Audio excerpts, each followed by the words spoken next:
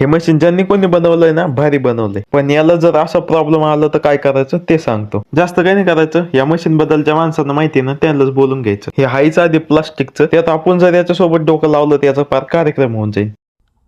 तर नमस्कार पब्लिक, मी पवन, स्वागत आहे तुमचं आपल्या नवीन एका मिनी व्लॉग मध्ये. तर आज आम्हाला पेरायची होती बाजरी, त्याच्यासाठीच हे टोकन मशीन आणलं होतं. बियाणं भरून थोडं चालून बघितलं ते एवढंच बी टाका लागलं. आता हे काय आमचं नव्हतं आणि याच्याबद्दल आम्हाला जास्त माहिती नव्हती. ज्या काकांना याचे सगळे काम येत होते त्यांना व्यवस्थित याला बाजूला ठेवून दिलं. इकडे राजम्यातलं ठिबक काही नीट नव्हतं केलं, कारण त्यासाठी खोट्या करायच्या बाकी होत्या. म्हणून म्हणलं जिथं बाजरी पेरायची त्या रानाला देऊ मोटर चालू करून. पण हीच सर्वात मोठी चूक झाली. आता काय चूक झाली तुम्हाला पुढे कळलं. त्यासाठी सगळ्यात आधी पाणी ठिबकला लावून दिलं आणि लगेच आलो विहिरीवर मोटर चालू करायला. इकडे स्टार्टरची पेटी उघडल्या उंदीर मामाचे दर्शन झाले, ज्यांनी ऑलरेडी करंटचे 2-3 झटके खाल्ले होते. आता ही क्लिप वायर काढल्यानंतर त्यांना बाहेर काढतानाची बरं का, तुम्ही म्हणता स्टार्टर मध्ये लावून द्याल त्यांना. उंदीर मामाला बाहेर काढल्यानंतर मोटर दिली चालू करून. कालच्या ब्लॉग मध्ये मी म्हणलं होतं बघा, आम्ही ठिबक 100% सेट केलंय. अजून काही प्रॉब्लेम असतील तर ते मोटर चालू केल्यानंतर कळतील. आणि हे पहा काही ठिकाणी पाईपलाईनीतूनच नळी उपसून आलेली आहे. आणि तेच नीट करता करता मी पुरा भिजलो होतो, पण पूर्ण सेट केलं बरं का. ठिबकला सुरळीत पाणी लावून दिलं आणि मी लगेच आलो इकडे खोट्या करायला. इकडे फटाफट 50 खोट्या बनवून घेतल्या. तोपर्यंत हे काका आले ते टोकनची सेटिंग नीट करून द्यायला. टोकन नीट होईपर्यंत राजमात राहिलेलं ठिबक पण सेट करून घेतलं. सगळं काम पूर्ण झालं. कसलं खतरनाक दिसतंय पहा. लाईट जाईपर्यंत मोटर चालू होती, त्यामुळे रान भारी भिजलं होतं. पण याच्यामुळेच बाजरी पेरायला प्रॉब्लेम झाला, कारण टोकननी पेरणी करताना त्याला जास्त ओलं रान चालत नाही. आता पेरणीच काम होणार होतं उद्या, त्यामुळे गवत वगैरे घेऊन आम्ही निघालो घराकडे. तुम्हाला आजचा मिनी ब्लॉग कसा वाटला कमेंट्स मध्ये सांगा.